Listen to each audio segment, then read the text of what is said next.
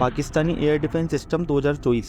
दोस्तों आज हम पाकिस्तान के एयर डिफेंस सिस्टम की बात करने वाले हैं, जिसमें हम फाइटर जेट, रडार और early warning system, missile system, cyber defence और इलेक्ट्रॉनिक वारफेयर के बारे में बात करने वाले हैं, जिसमें कई तरह की एजेंसियों और तकनीकों का भी योगदान है, जिसकी बात हम आगे करने वाले हैं। अगर बात करें हम पाकिस्तान के फाइटर जेट्स की, तो उसमें पहले नंबर पर पाकिस्तान का J-17 थंडर फाइटर जेट आता है, जिसको पाकिस्तान और चीन के द्वारा संयुक्त रूप से विकसित किया गया है, जो कि एक तरह का हल्का विमान है, जिसे पाकिस्तान का मुख्य स्तंभ भी माना जाता है। और 2024 में J-17 का पाकिस्तान एक नया वेरिएंट भी बना रहा है, जिसमें उन्नत रडार सिस्टम और कई हथियार प्रणाली भी शामिल है।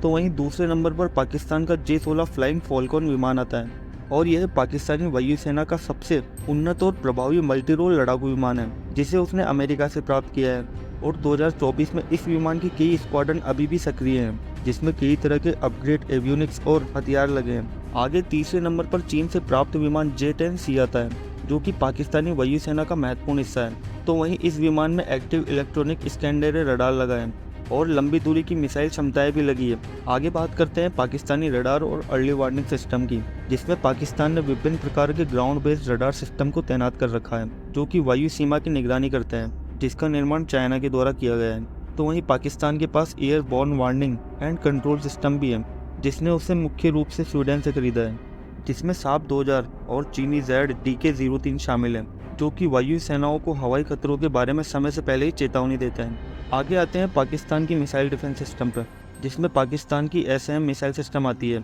जो कि सतह से हवा में मारने वाला सिस्टम है, और इसमें चीनी HQ-9 और HQ-16 मिसाइल शामिल है, जो कि लंबी दूरी की हवाई खतरों से निपटने के लिए तैनात है।